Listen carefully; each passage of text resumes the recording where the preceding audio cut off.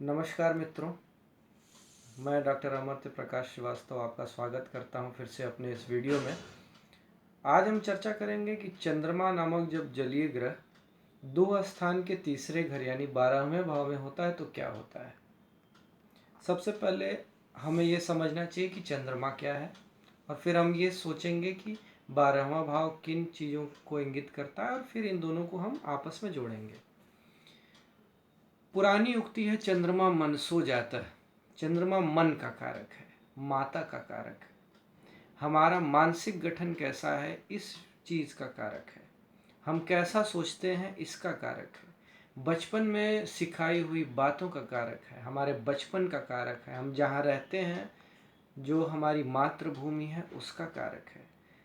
शरीर में अंतःस्रावी ग्रंथियों का कारक है, दुग्ध ग्रंथियों का कारक है। और 12वां भाव किन चीज़ों का कारक है। 12वां भाव मूलभूत से नैसर्गिक रूप से आप कह सकते हैं ये कि ये मीन राशि है।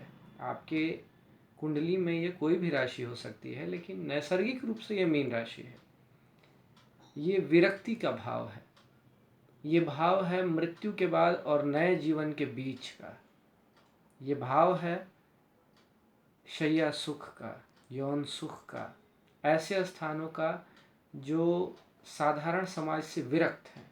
जैसे जहाँ किसी को बंदी बना के या तो रखा गया है जैसे जेल, या खुद वो ऐसी स्थिति में है कि वो बंधन जैसा महसूस कर रहा है जैसे अस्पताल, जैसे मानसिक रोगियों को रखने का स्थान, या ऐसी जगहों को भी इंगित करता है जहाँ योग, मेडिटेशन या ऐसी चीज़ें की जाती हैं। गिरी, कंदरा और दीक्षा के स्थान को भी प्रदर्शित करता है, क्योंकि मीन राशि का गुरु और केतु से सीधा संबंध है।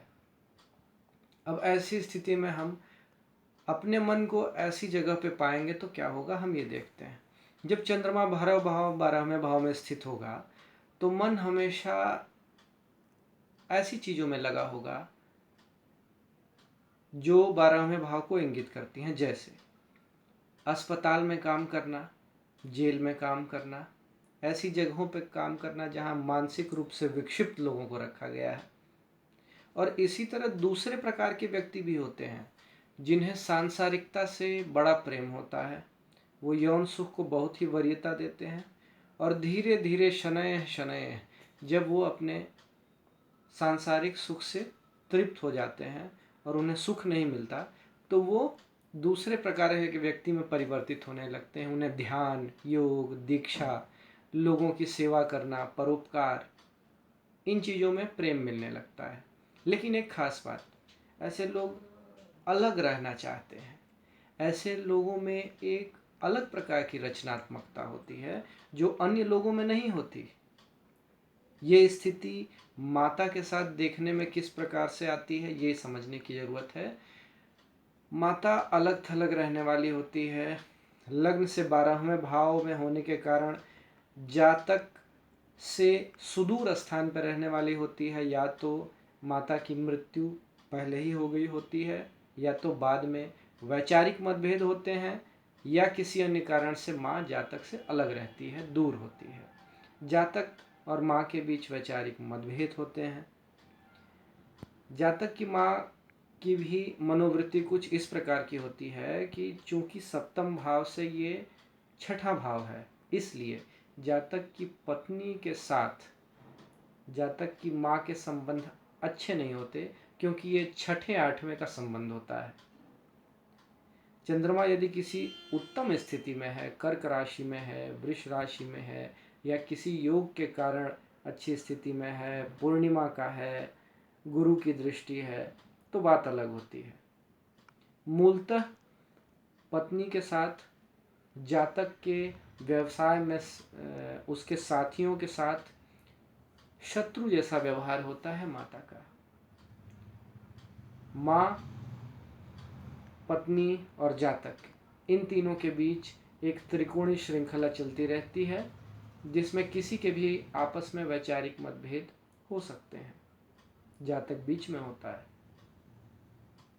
मन की स्थिति भी ऐसी होती है कि सुख नहीं मिलता और उसे कहीं दूर देश जाने की इच्छा होती है या समाज से अलग हो जाने की स्थिति होती है, क्योंकि ये दीक्षा का, योग का, लोगों को, खुद को ही नहीं दूसरे लोगों को भी सांसारिक मोह से विरक्त करने का प्रयास करता है जातक। इसीलिए वो दूर देशों की यात्राएं करता है। और यदि भौतिक स्तर पर ऐसी मानसिकता है तो वो विदेश और विदेश से जुड़ी हुई चीज़ों का व्यापार करता है। ऐसी जगहों पर रहता है जहाँ बहुत जनता ना रहती हो, अकेले रहना चाहता है, गुप्त नीतियाँ बनाता है। ऐसी स्थिति डॉक्टर्स के लिए, जो दूसरे की बातों को भी गुप्त रखते हैं, ऐसी चीज़ें डॉक्टर्स के लिए, मुकदमा लड़ने वाले वकीलों के लिए और पुजारियों और मठाधीशों के लिए अच्छी होती है। आप उदाहरण देख सकते हैं। ऐसा व्यक्ति एक दर्शन शास्त्र का ज्ञाता भी होता है। और उदाहरण ओशो रजनीश, जो मेडिटेशन और योग के माध्यम से लोगों को उन्मुक्त करने की प्रेरणा देते हैं।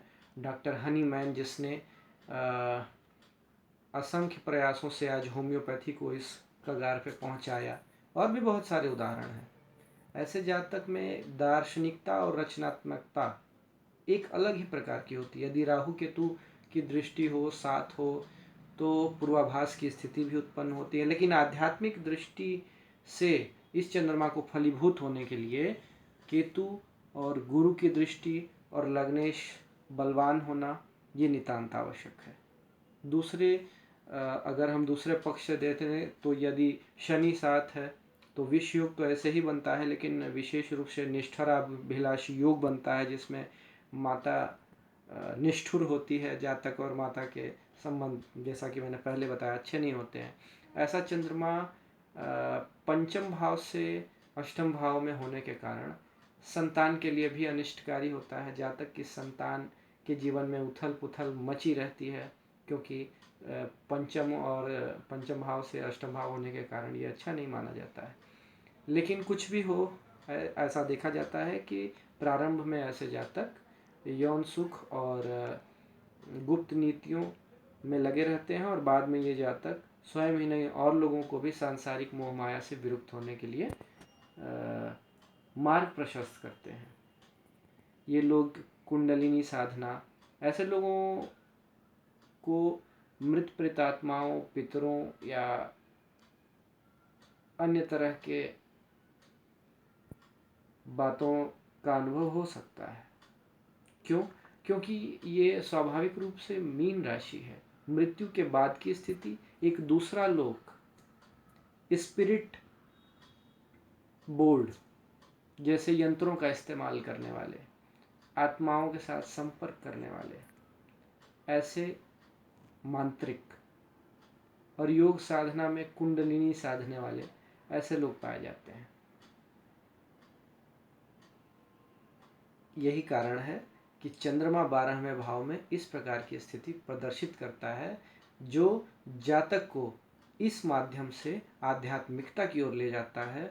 भौतिकता से आध्यात्मिकता की ओर की जो यात्रा है उसमें उसे सफल बनाता है। लेकिन चंद्रमा किस नवांश का है, उसका बलाबल कितना है, केतु, गुरु और लग्नेश के साथ उसके संबंध कैसे हैं, ये इन सारी बातों पर निर्भर करता है। वो किस राशि में है, उस पर किस ग्रहों की दृष्टि पड़ रही है या किसके साथ योग है, ये सारी बातें इस मूलभूत सिद्धांत से हट के फल देने वाले होते हैं। इसलिए हमें इन बातों का ध्यान रखना चाहिए। यदि आपको ये वीडियो अच्छा लगा हो तो सब्सक्राइब करें हमारे चैनल को। मैं जल्दी ही फिर हाजिर होऊंगा एक नए वीडियो के साथ। नमस्कार।